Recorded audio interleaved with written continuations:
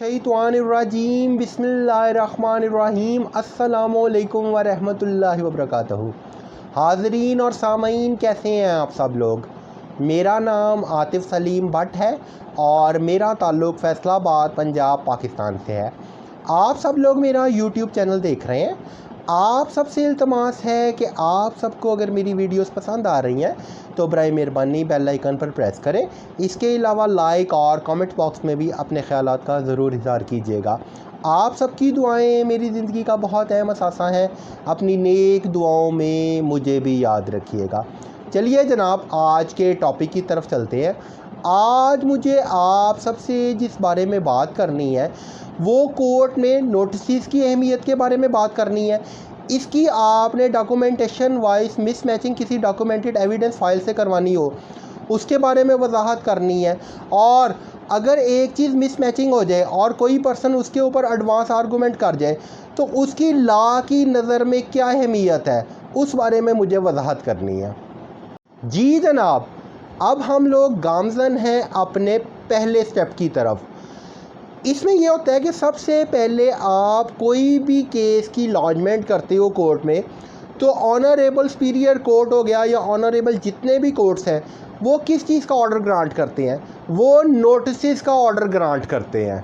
ठीक है जी, यानी आप लोगों का जो सबसे पहला बुनियादी नुक्ता है वो क्या है कि इतला दहिंदगी देनी है। किसने देनी है? अदालत हाज़ा ने देनी है। उस शख्स को या उन अशख़ास को बताना है कि आपके ख़िलाफ़ मुकदमा फ़लाँ फ़लाँ अदालत में दायर हो चुका है। ठीक है जी, दूसरे स्टेप की तरफ चलते हैं।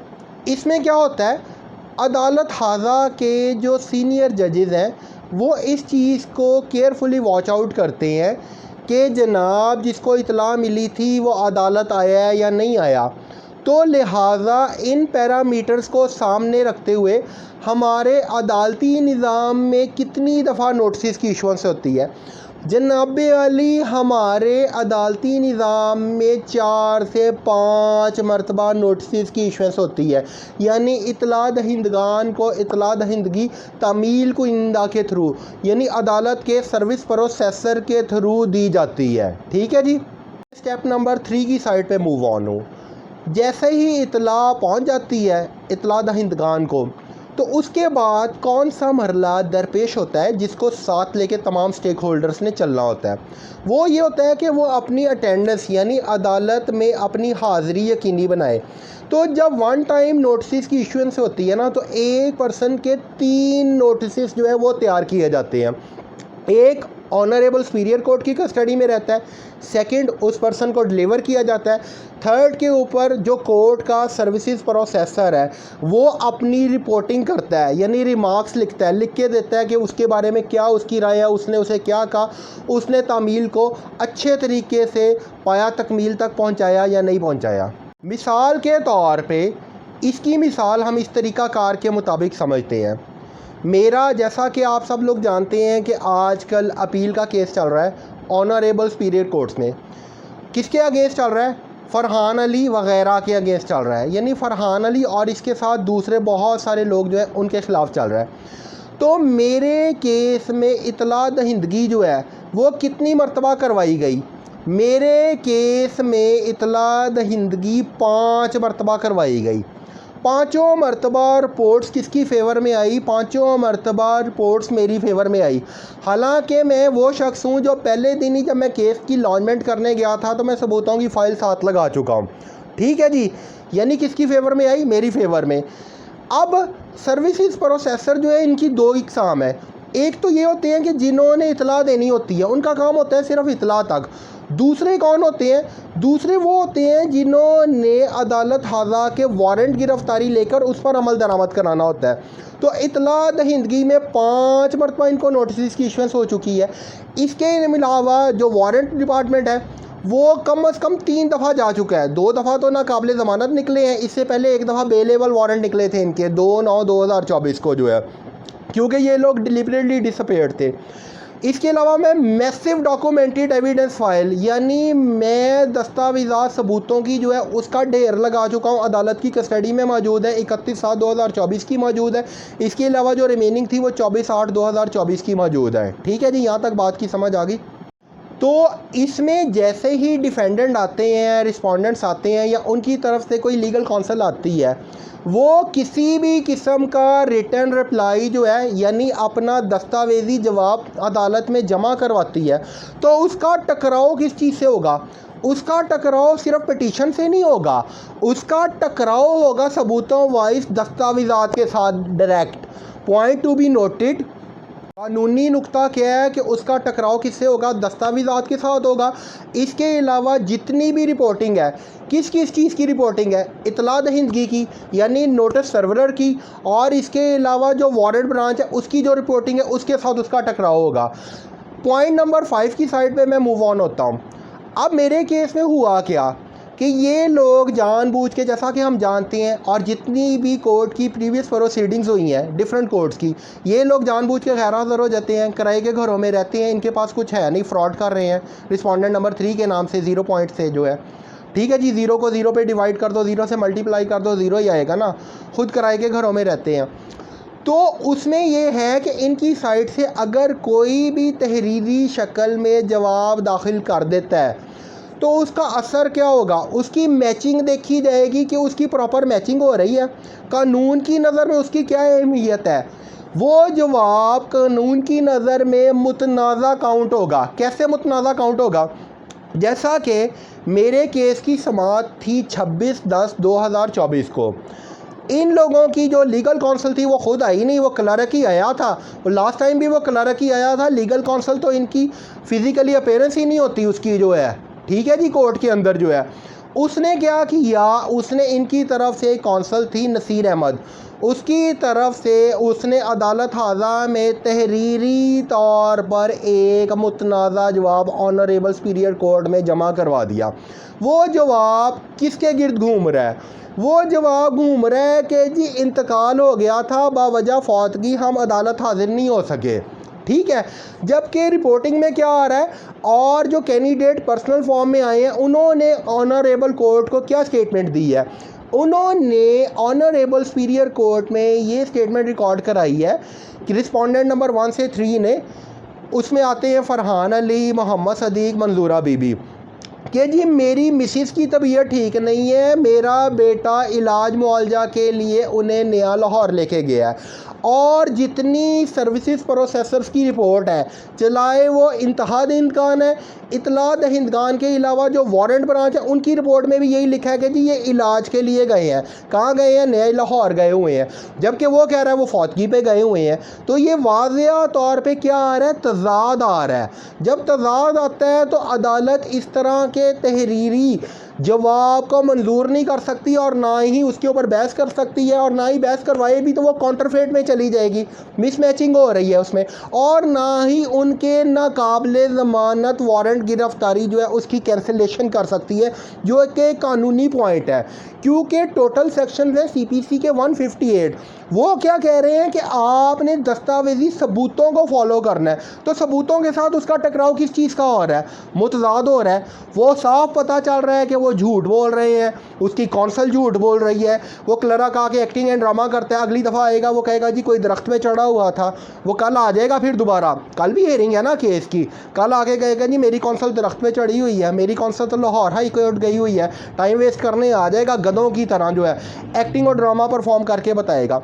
तो जो जवाब वो दाखिल करवा चुके हैं, इसके बाद किसी चीज़ की गुंजाइश रह ही नहीं जाती, वो कोर्ट आने वाली पोजेशन में ही नहीं है। लीगल मैं पॉइंट आपके साथ अरेज कर रहा हूँ। नंबर 6 की साइड पे मैं मूव ऑन हूँ। इसके अलावा जो बाकी रिस्पोंडेंट्स थे 4, 5, 6, 7, 8 एंड सो ऑन, जितने भी थे, 4 के बिहाफ पे भी वो जवाब में क्या लिख रहा है कि ये भी फौतगी पे गया हुआ है, जबकि इसका हकीकी भाई सलीम क्या कह रहा है कि वो मेहनत मजदूरी करने शहर गया है, कमाने गया है, उजरत कमाने गया है। रिपोर्टों को अगर आप गौर से पढ़ें तो उसमें उजरत का लफ्ज़ जो है वो वाज़िया तौर पर इस्तेमाल हुआ है, उजरत कमाने गया। तो यानी इसका मतलब है कि 1, 2, 3, 4 समेत क्या आ रही है जनाब? मुतनाज़ा जवाब है जिसकी बुनियाद पर ना उन्हें कोई रिलीफ दिया जा सकता है, ना उसके क्लर्क के कहने पर इनके नाकाबिले ज़मानत वारंट गिरफ्तारी जो है वो कैंसिल किए जा सकती है। इसके अलावा रिस्पोंडेंट नंबर 5 जो है, इसके बारे में मैं थोड़ी वजाहत आपको करूँगा बाद में। मैं मूव होता हूँ रिस्पोंडेंट नंबर 6 की साइड पे। उसके बारे में रिपोर्टिंग क्या कह रही है कि वो दानिस्ता तौर पर रूपोश है, वो घर से भागा हुआ है, छुपा हुआ है, अदालत पेश नहीं होना चाहता। वो कहता है जी वो फौतगी पे गया हुआ है। एक मुतनाज़ा स्टेटमेंट है। ठीक है जी, ये यहाँ तक आपको बात की समझ आ गई। और इसके अलावा जो रिस्पोंडेंट नंबर 7 है वो तो कोर्ट में ही नहीं ना आ रहा। मुझे नहीं पता कि आज भी उसके बारे में रिपोर्ट उन्होंने जमा कराई है या नहीं कराई। उसका एक दफ़ा बेलेबल वारंट निकला हुआ है, 2 दफ़ा नॉन बेलेबल निकले हुए हैं, और इस दफ़ा भी रॉब कॉल चली हुई है कोर्ट की तरफ से जो है, तो वो तो आने की ज़हमत ही नहीं गवारा करता। इसके अलावा सलीम जो है उसकी तरफ से कोई कौंसल नहीं आई। सलीम ने जितने भी नोटिस हैं अपने खुद रिसीव किए हुए हैं, यानी खुद वसूली की हुई है। और उसमें वो क्या कह रहा है, वो अदालत को हर दफ़ा यही कह देता है कि जी मैं आऊँगा, लेकिन ये कर क्या रहे हैं, ये डिस्क्रीट सीरीज़ में चल रहे हैं, ये बाद में अदालत में आते ही नहीं।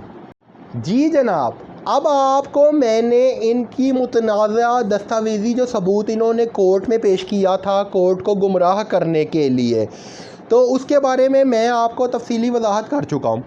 अब मैं चलता हूँ कि इनके मुतनाज़ा बयान बाकी किस किस चीज़ के साथ मुतनाज़ा है। डॉक्यूमेंटेड एविडेंस फाइल है, उसकी अगर आप मुताबिकत से देखें तो इन तमाम लोगों के रिस्पोंडेंट 5 में मुतनाज़ा बयान है। इसके अलावा ऑनरेबल सुपीरियर कोर्ट ने लोकल कमीशन तैनात किया था। लोकल कमीशन को रिस्पोंडेंट 5 क्या बयान दे रहा है, रिस्पोंडेंट 6 क्या दे रहा है और रिस्पोंडेंट 8 क्या दे रहा है। ये सारे कह रहे हैं जी रिस्पोंडेंट 5 जो कि ख़ुद एक किराए के घर में रहता है, शबीर अहमद वल बशीर अहमद, वो कह रहा है कि जी ये तो प्रॉपर्टी मेरी है, मैं ही मालिक हूँ इसका, इसकी तामीरात ही मैंने की थी। वो ख़ुद एडमिशन एंड कन्फेशन कर रहा है कि मैंने गैर कानूनी तामीरात की हैं। उसकी तईद कौन कर रहा है? रिस्पोंडेंट नंबर 6 मुख्तार जो है, मुख्तार कह रहा है जी इसने तामीर की है। मुख्तार ने खुद यतीम बच्चों की प्रॉपर्टी हथियाई हुई है, उसके अपने नाम के ऊपर भी कोई प्रॉपर्टी रजिस्टर्ड नहीं है, जिस तरह रिस्पोंडेंट 5 के नाम पर नहीं है, रिस्पोंडेंट 6 के नाम पे भी कोई नहीं है, 000 है। और इसके अलावा रिस्पोंडेंट 8 क्या कह रहा है कि जी वाकई ही शबीर ने यहाँ पे तामीर की थी, यानी रिस्पोंडेंट 5 में, वो खुद किराए के घर में रहता है। ठीक है जी, यहाँ तक बात की समझ आ गई आपको। यानी वहाँ भी इन्होंने क्या किया है, वहाँ भी एक मुतनाज़ा बयान रिकॉर्ड करवाया है। अब ये तमाम बयानात किसकी कस्टडी में है? ये तमाम बयानात इस वक्त अदालत हाजा की कस्टडी में है। लास्ट टाइम अब हुआ क्या है, 26/10/2024 को क्लर्क आ गया है, इन्होंने अदालत का जो इन्वायरमेंट है टोटली ख़राब किया है।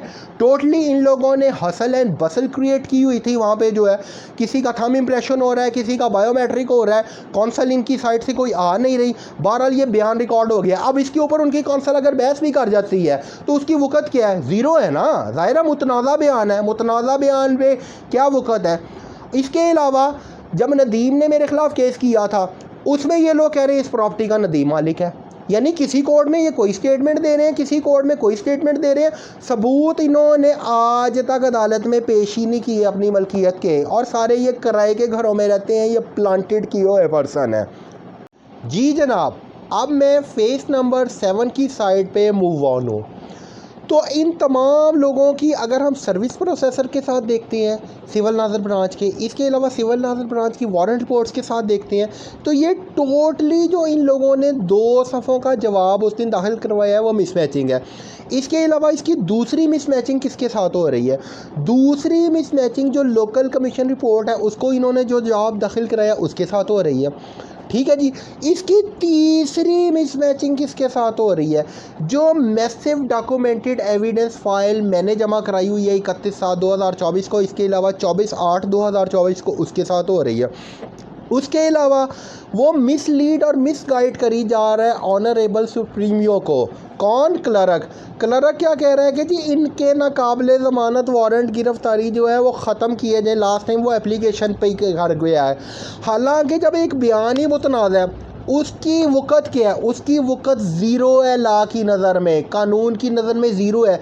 उसकी वक़्त क्या है? उसे अंग्रेज़ी में क्या जाता है? Not standable in the eyes of law, कानून की नज़र में उसकी कोई वक़्त नहीं, ज़ीरो है। अगर इनकी कौंसल उस पर बहस कर जाती है, इंसिस्ट करती है, तो वो भी ज़ीरो है, उस बहस की भी कोई वक़्त नहीं, वो गैर कानूनी है। डबल काउंटरफेट स्टेटमेंट रिकॉर्ड हो जाएगा इनका जो है, ठीक है। मिसलीड मिसगाइड करते हुए उसने क्या किया, नाकाबिल ज़मानत वारंट गिरफ्तारी जो है कैंसिल कराए। तो अब मैं मूव ऑन होता हूँ पॉइंट नंबर 8 की साइड पे।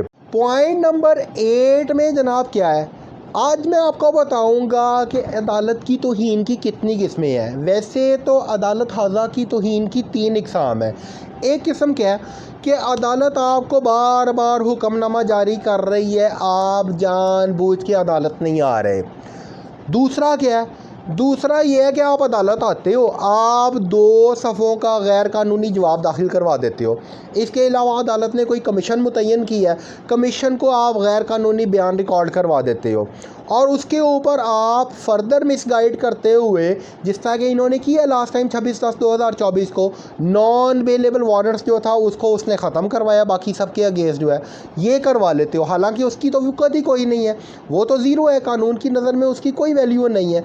तीसरा, मैं दस्तावेज़ात साथ लगा चुका हूँ, उसका तो ऑलरेडी इतनी चीज़ों से टकराव हो रहा है, वो तो रिपोर्टों से ही नहीं मैच कर रही। इस केस में मैसिव रिपोर्टिंग हुई है। ज़ाहिरी बात है कि जब 5 दफ़ा नोटिस की इशुएंस हुई है तो कितनी रिपोर्टिंग बनी होगी, 3-4 दफ़ा वारंट इशुएंस की हुई है तो उसकी कितनी रिपोर्टिंग बनी होगी। मैसिव रिपोर्टिंग हुई है, हर एक चीज़ के साथ वो मिसमैच है। अगर आप इस तरह का कोई बयान अदालत में जमा कराते हो तहरीरी शक्ल में, जैसा कि इन्होंने कराया 2 सफ़ों में, और लोकल कमीशन को भी इन्होंने रिकॉर्ड करवाया जो है, तो उसमें अदालत ने सज़ा क्या मुतय्यन की है, वो भी तौहीन अदालत की कैटेगरी में आता है। तो मैं ऑनरेबल सुपीरियर कोर्ट से इस्तदा करूँगा कि इनकी लीगल काउंसिल जो है मोहम्मद रिजवान उमर अवान, जिसका चैम्बर नंबर 39 है, अतालदी खान लॉ बिल्डिंग में इसका ऑफिस वाक़ है, डिस्ट्रिक्ट कोर्ट फैसलाबाद में, इनकी लीगल काउंसिल के नाकाबिल ज़मानत वारंट गिरफ्तारी जारी करते हुए उसके खिलाफ FIR का अंदराज का हुक्म दिया जाए।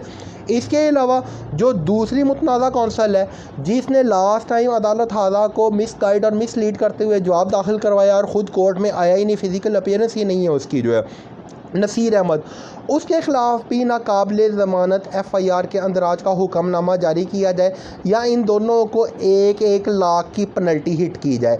इसके अलावा जो इसका क्लर्क आता है, इसके ख़िलाफ़ भी नाकाबिल ज़मानत FIR के वारंट रजिस्ट्रेशन जो है वो जारी किए जाए, FIR का अंदराज कराया जाए, इसे भी 1 लाख जुर्माना किया जाए। जैसा कि ये लास्ट टाइम तमाम रिस्पॉन्डेंट्स को ये क्या कहा गया कि जी इनके ऊपर से नाकाबिल ज़मानत जो है वो ख़त्म कर दें, वो तो ख़त्म नहीं हो सकते ना, मिसमैचिंग है, बता चुका हूँ, काउंटरफेट आंसर है, ठीक है जी। उनके वो नाकाबिल ज़मानत बहाल रखते हुए ऑनरेबल सुपीरियर कोर्ट से इस्तदा करता हूँ कि इनके भी ख़िलाफ़ FIR का अंदराज कराया जाए जो कि नाकाबिल ज़मानत हो, और इसके अलावा FIR के साथ इन तमाम लोगों के अगेंस्ट भी 1-1 लाख की पेनल्टी का हुक्मनामा जारी किया जाए। अब ये कोई नर्सरी प्रेप की क्लास तो चल नहीं रही जहाँ पे क्लर्क आके एक्टिंग एंड ड्रामा परफॉर्म कर देता है। कभी वो कहता है कोई फौतगी पे गया था, कल को वो कहेगा किसी के पेट में दर्द हो रही है, कल को वो कहेगा जी मेरी कौंसल जो है वो तो दरख्त के ऊपर चढ़ी हुई है, परसों वो कहेगा जी वो तो हाई कोर्ट गए हुए हैं। ये तो रोज़ इस तरह का ड्रामा परफॉर्म करेंगे। मैं देखता रहा हूँ ना इजरा डिग्री के केस में, ये आके जो है ना क्लर्क, ये जो मोटा सा उस दिन लास्ट टाइम भी आया था, ये रीडर को क्या कही जा रहा था जी, एग्जीक्यूशन ऑफ डिग्री के केस में डेट पाई जाओ, डेट पाई जाओ, पीछे ही मैं खड़ा हुआ हूँ उसके जो है। इस तरह के ये बहुत एक्टिंग एंड ड्रामास जो है वो ड्रामास लगाता है। तो बाकी ऑनरेबल सुपीरियर कोर्ट से मेरी इस्तदा है कि जो साइलिन है बहुत ज़्यादा बैरिटीज़ एंड एट्रॉसिटीज़ फेस कर चुके हैं, तो 2 जो पर्सन है वो ऑलरेडी एक्स पार्टी हो चुके हैं, बाकी उनको भी कल एक्स पार्टी जो है वो डिक्लेयर कर दिया जाए। अगर रिस्पॉन्डेंट नंबर 3 की साइड से कोई पावर ऑफ अटार्नी आ भी जाता है, चूँकि जो मिसमैचिंग आंसर है उसकी बिहाफ पे वो स्टैंडेबल ही नहीं है, तो उसकी कोई वक़्त नहीं रहती, अदालत हाजा का कीमती वक्त बर्बाद होगा, क्योंकि ज़ाहिरी बात है अभी बैल ऑफ इनायत होना है, इनके प्रॉपर्टीज़ अटैचमेंट होनी है, मल्टीपल अदर प्रोसीडिंग्स हैं। जज़ाकल्लाह खैर, अल्लाह हाफ़िज़।